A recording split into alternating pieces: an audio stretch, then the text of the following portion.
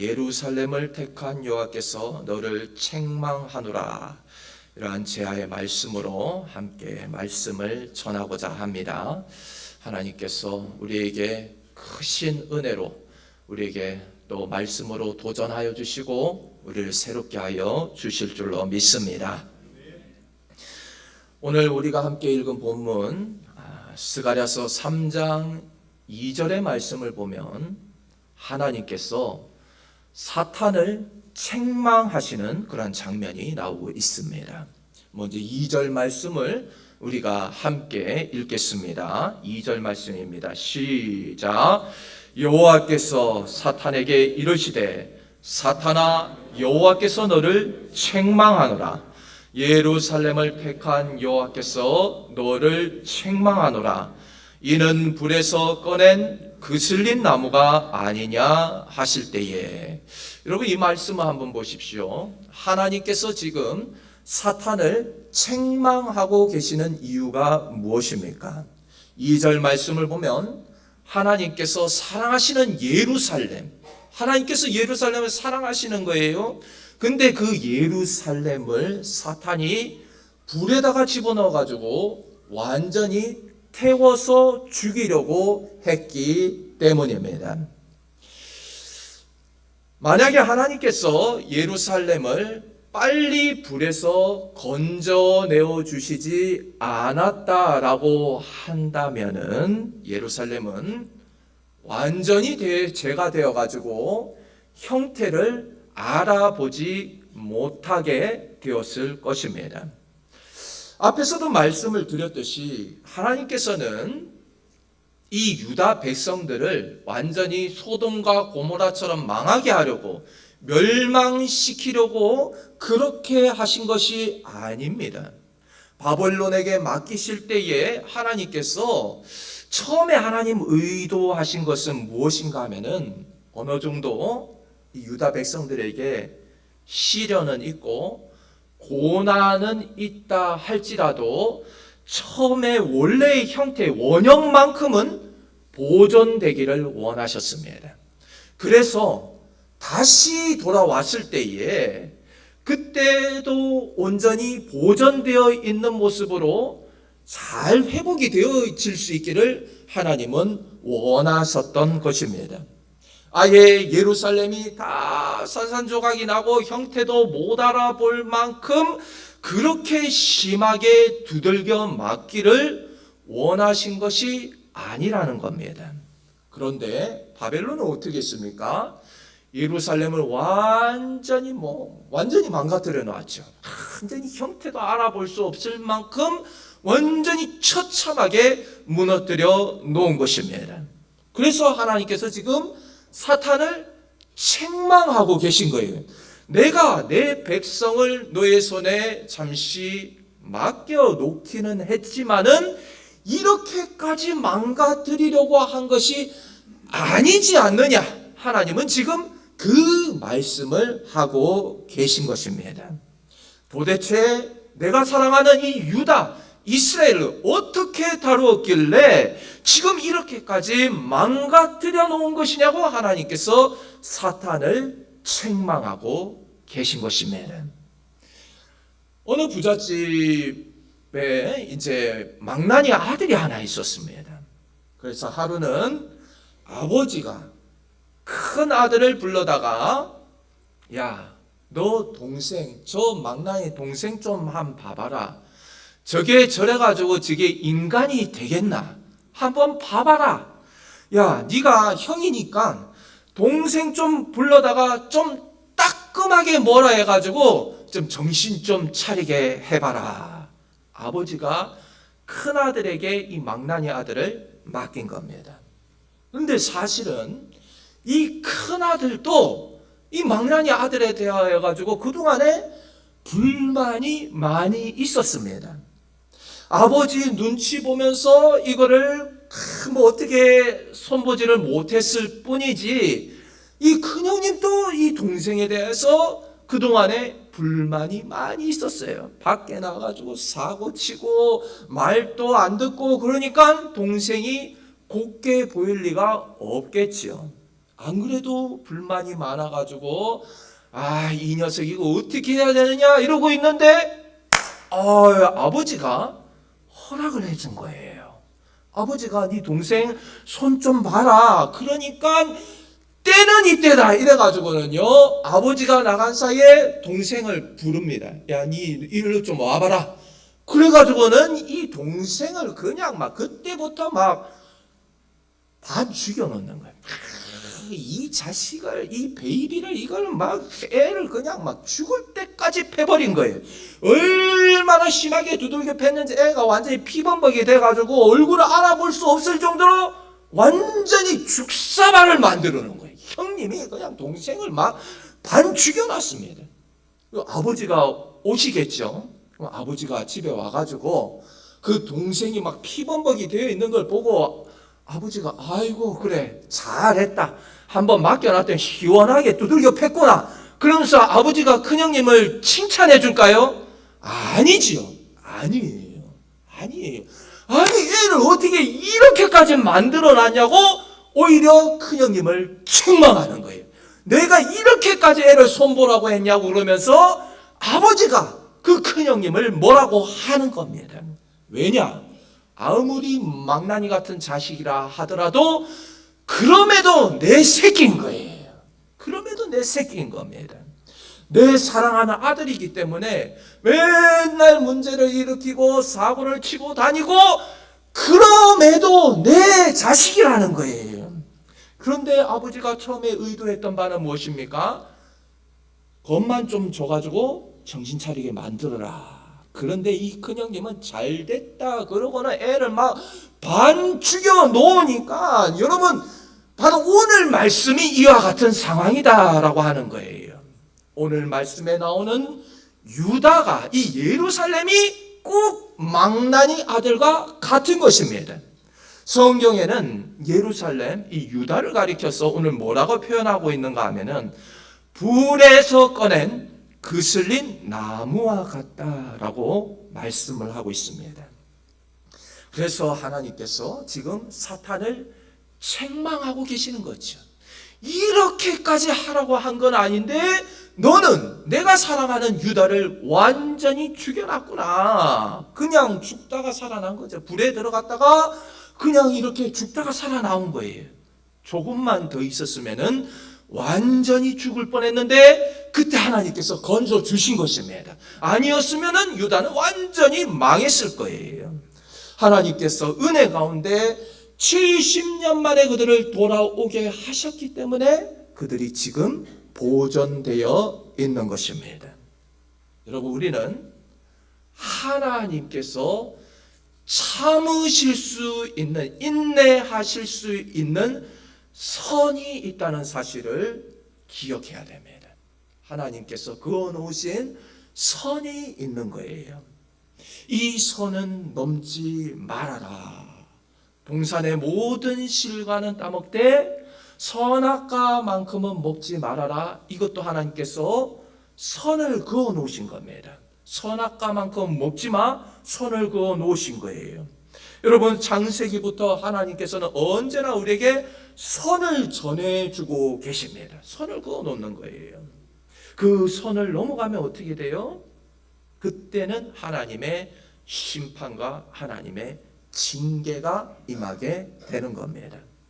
하나님께서 말씀으로 좋게 타이르실 때에, 하나님이 경고하실 때에 그때 정신을 차리고 회개하며 돌아와야지, 아니면은 불에 완전히 거슬려가지고 하나님 저 죽겠습니다 라고 할 때까지 하나님은 완전히 돌리시는 거예요. 고생 다 하고 죽음 앞에까지 갔다가 돌아오는 겁니다. 여러분, 불에 한번 들어갔다가 나오면요, 이게 원래 형태가 뭐였는지 알 수 있습니까? 하나의 나무가 있다고 그러면 이 나무가 책상 다리로 쓰이던 나무였는지, 이게 공사판에서 막 쓰이던 나무 막대기였는지, 아니면 이게 야구바다였는지 불에 들어갔다 나오면 그 형태를 알 수 있느냐라고 하는 겁니다. 여러분, 완전히 폐인이 되어버리고 마는 거예요. 하나님께서 징계를 한번 허락하시면은 이 사람은 그냥 완전히 불에 거슬려 버리는 거예요. 그동안에도 하나님께서는요, 유다에게 여러 차례 징계하시면서 경고를 하셨어요. 여러분, 그런데 이게 말 그대로 경고였을 뿐이라는 거예요. 경고였어요. 그동안에는 선지자를 보내고 경고만 하셨는데 이제는 도무지 안 되겠구나. 그때는 바벨론을 붙이시는 겁니다. 그때는 형태도 알아볼 수 없을 만큼 완전히 망가지는 거예요. 다 타버리고 마는 거예요. 여러분, 물론 불에 타다가 그슬린 채로라도 정신을 차리고 회개하고 돌아오면 그것도 은혜이겠지만, 여러분, 그래도 아직 시간이 있을 때, 젊을 때, 원형이 남아 있을 때, 그때 회개하고 돌아오면 그것이 진짜 귀하지 않겠느냐라고 하는 겁니다. 이미 불에 다 거슬리고 나면 그때 가서는요, 쓰임 받고 싶어도 쓰임을 못 받고, 일도 못하고, 주를 위해서 쓰임 받지도 못하고, 겨우 자기 한 사람 그렇게 회복되는 것만 해도 벅찬 겁니다. 회복되는 데만 하더라도 시간이 한참 걸리는 거예요. 엄청난 시간이 걸리는 겁니다. 그 아까운 세월을 다 낭비하고, 얼마나 그 시간들, 그 젊음과 그 에너지, 하나님을 위해서 섬길 수 있는 그 시간들이 낭비되고 있는 것이 얼마나 아까운가라고 하는 겁니다. 유다 백성들처럼 한번 불에 타다가 나오면요, 100cm로 쓰임 받을 인생이 10cm밖에 쓰이지를 못하는 거예요. 여러분, 우리 인생이 사실 그렇게 길지가 않습니다. 100세 시대가 열렸다고는 하지만요, 벌써 50 넘으면은 약봉투 들고 다녀야 된다고 그러는 거예요. 100세 시대라고 해가지고 100세까지 막 뛰어다니면서 풍성한 삶을 살 수 있습니까? 아니에요. 지극히 제한적이고 한정되어 있는 거예요. 하나님을 위해서 섬길 수 있는 그 기간은요, 우리 인생 가운데 정말 짧은 시간 한정되어 있는 겁니다. 나중에는요, 주의 일을 하고 싶어도 못할 때가 찾아오는 겁니다. 그런데 그 아까운 세월을, 그 시간 동안 죄짓고 그렇게 방황하면서 세상 살아가느라고 하나님을 위해서 섬기지도 못하고 아까운 인생을 낭비해서 되겠느냐라고 하는 거예요.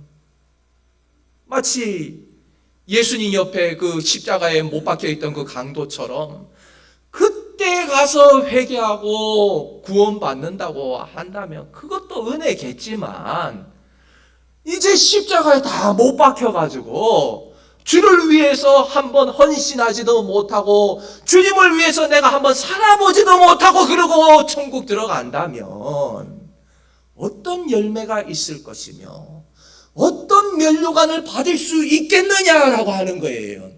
우리는 구원만 받는다고 끝이 아니라 하나님의 상급이 있음을 우리는 기억해야 할 것입니다. 상급이 있다니까요. 구원만 받는 걸로 끝나는 것이 아니라 천국에 가면은요, 모두가 똑같은 게 아니라 나뉜다니까요. 상급이 나뉘는 거예요. 상급이 나뉘는 거예요. 여러분, 이 세상에서도 우리는 힘이 있고 능력이 있고 높은 자리에 있는 사람들 다 이렇게 그레이드가 있지 않습니까? 천국도 마찬가지예요. 천국에서는 이 땅에서 하나님을 위해서 충성했던 자들이 하나님께서 영광스러운 자리로, 하나님께서 존귀한 자리에 우리를 세워주시는 줄로 믿습니다. 여러분, 그렇기 때문에 여러분의 가족들 중에, 여러분의 자녀 중에 아직도 믿지 않는 자녀들이 있다면은 그 영혼을 위하여서 정말 죽기 살기로 금식 작정하시고 기도하셔야 됩니다. 인생에서 가장 급한 일이 뭐냐? 지금 제일 중요한 거는요, 여러분의 사랑하는 가족이, 여러분의 자녀가 하나님을 믿는 일입니다. 정말로 자녀를 사랑하신다면요, 최고의 사랑은 전도입니다.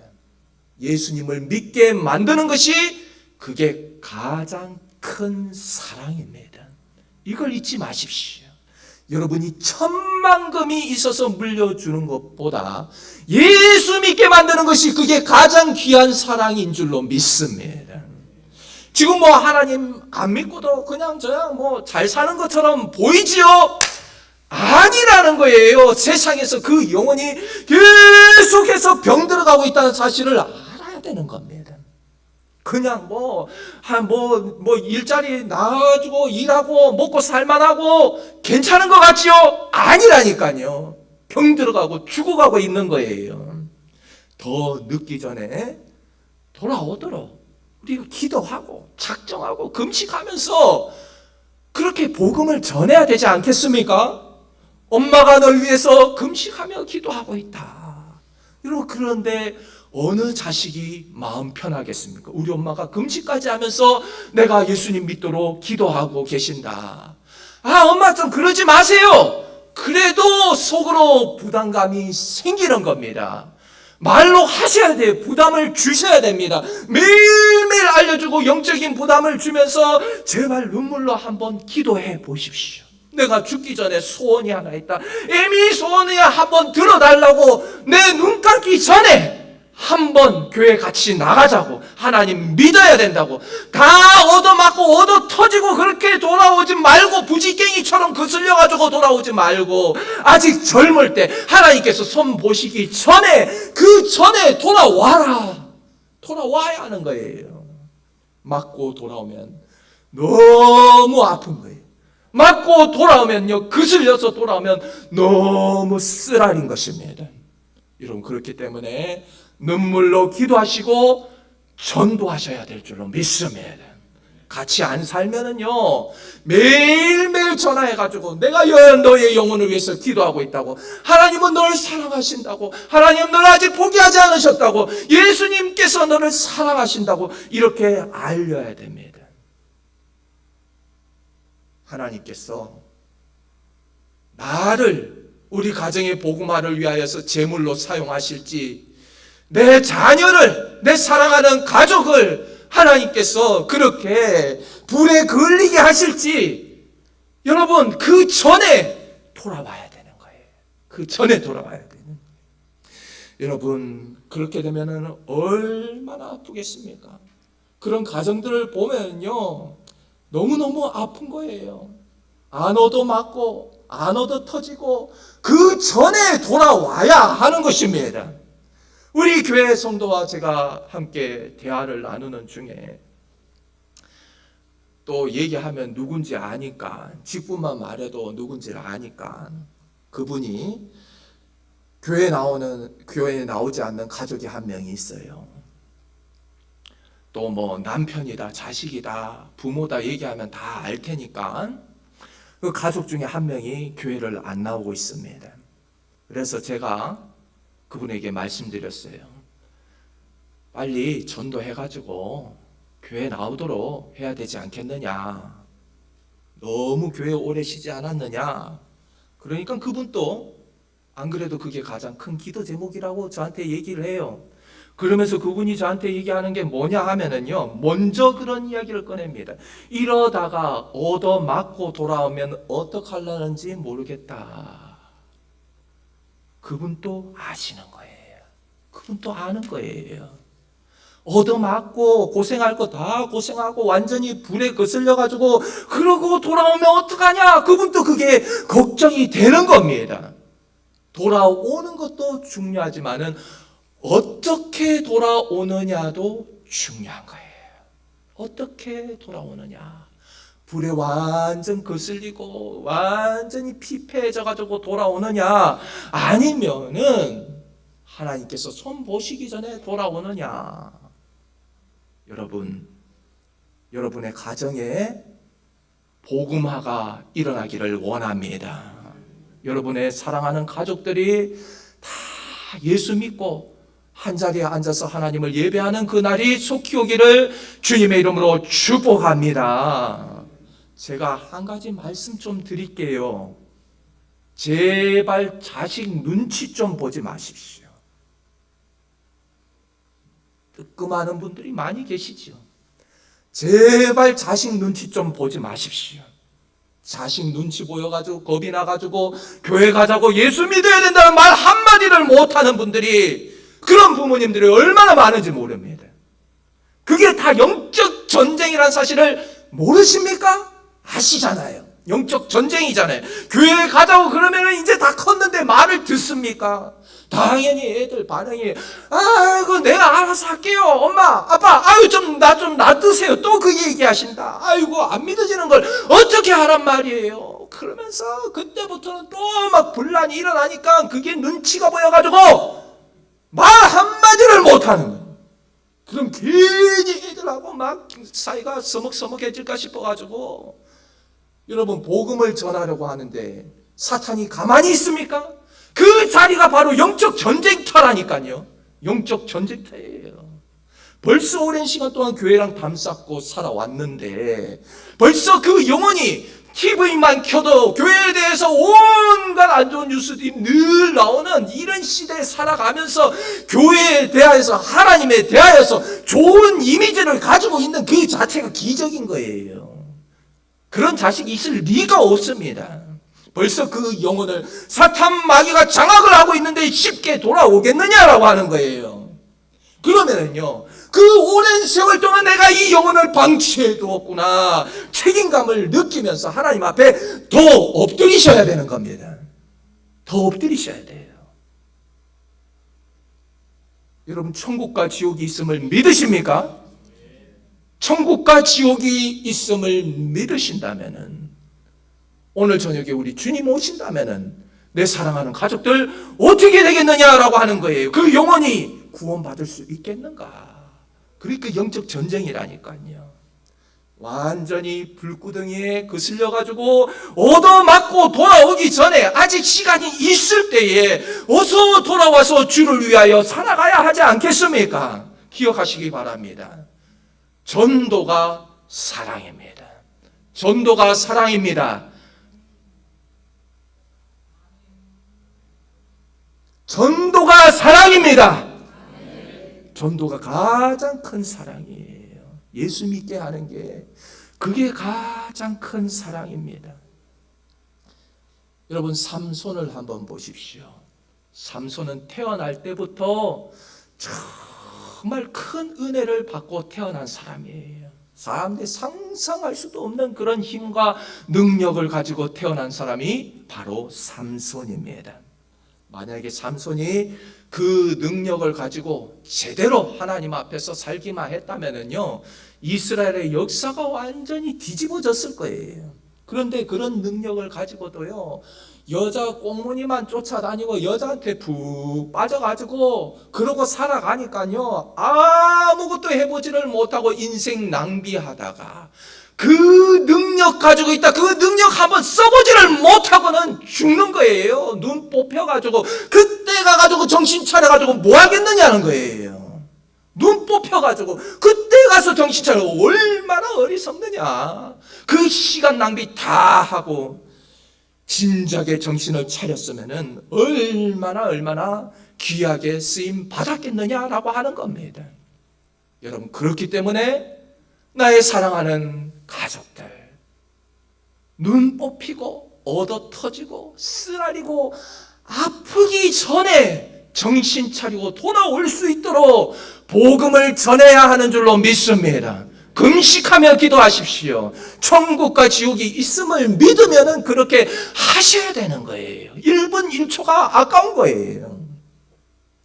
여러분, 제가 지금까지 우리 교회에 와서 가장 강하게 강조하는 게 뭡니까?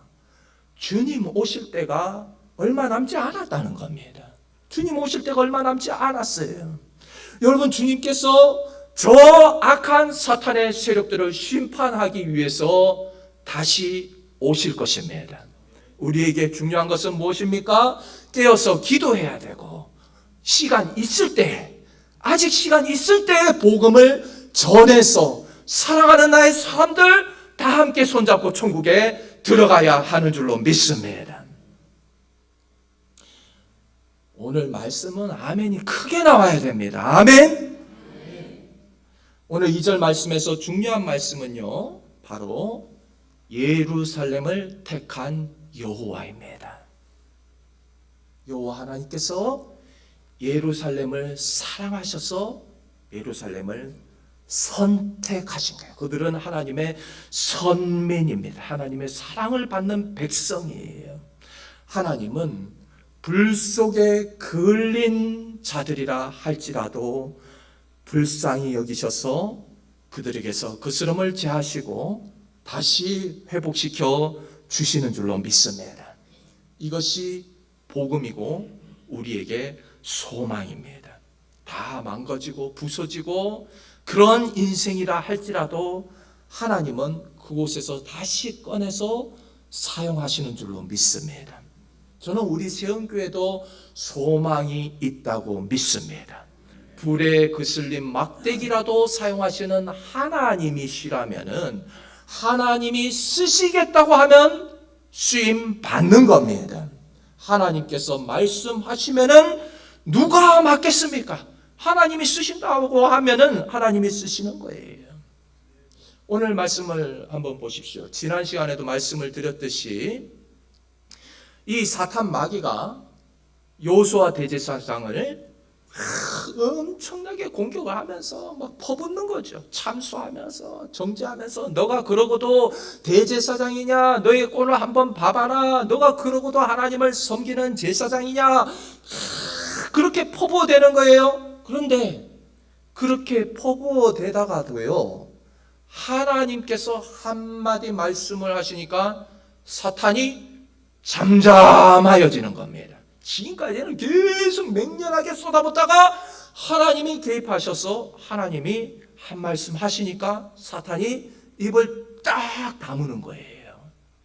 여러분, 여호수아 대제사장은 더러운 옷을 입고 있었지만은 천사에게 명령하셔서 그 더러운 옷을 벗기고 새 옷을 입히라고 말씀을 하십니다. 내가 너의 죄악을 제하여 버렸다. 너는 다시 거룩하여졌고 너는 내 앞에서 대제사장으로 다시 섬길 수가 있다. 하나님께서 의롭다라고 인정하여 주신 사건입니다. 이 말씀은 복음 중에서도 최고의 복음입니다. 하나님이 쓰시겠다고 하는데 감히 누가 앞서서 안 되겠다고, 안 된다고, 저 사람도 한번 보라고, 안 된다고 누가 그렇게 나설 수 있겠습니까? 여러분, 이 말씀에서 우리가 주목해서 봐야 할 인물은 누구인가 하면은요, 바로 하나님 앞에 서 있는 천사입니다. 천사. 하나님 앞에 서 있는 천사.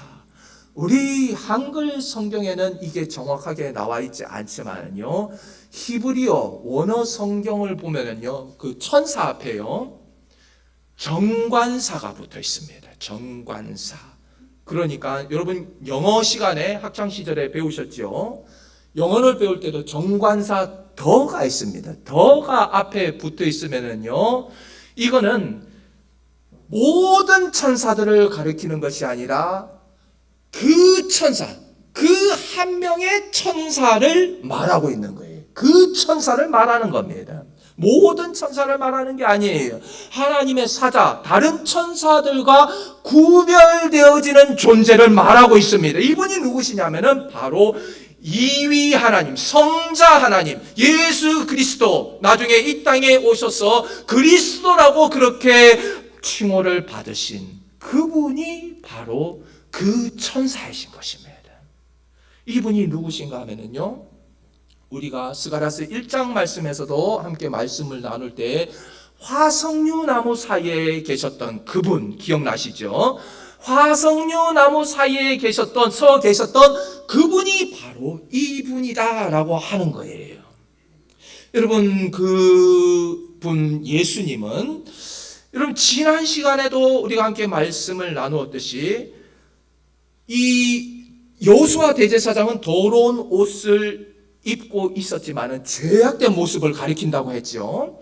그런데 하나님께서 그 천사 예수님에게 그 옷을 벗기고 새로운 옷을 입히라고 명령을 하시는 거예요. 그러니까 그에게서 더러운 옷을 벗겼다라고 하는 것은 요수아에게서 완전히 죄가 사여졌다, 죄가 없어졌다라는 이야기입니다. 그럼 하나님께서는요, 어떤 근거로, 무슨 근거로 사탄이 보는 앞에서 여호수아의 더러운 옷을 벗기시고 새 옷을 입혀 주시는가? 실제로 사탄은요, 아무런 항의도 못하는 거예요. 하나님, 갑자기 그러시는 게 어디 있냐고. 이 사람 더러운데 갑자기 그렇게 새 옷을 입히시는 그런 경우가 어디 있냐고, 그렇게 사탄이 꼼짝하지를 못하는 거예요. 그리고 길길이 나서야 되는 게 사탄인데 그러지를 못하는 이유가 무엇이냐라고 하는 겁니다. 여러분, 바로 그 비밀이 여호수아 앞에 서 있는 하나님의 사자, 천사에게 있는 것입니다. 하나님이 이렇게 하실 수 있는 이유는 바로 하나님 앞에 서 계시는 그 천사, 제2위 하나님, 성자 하나님의 의가 여호수아 제사장에게 전가되었기 때문입니다. 원래는 더러웠지만은 예수님의 의가 여호수아 제사장에게 전가되어지는 것입니다.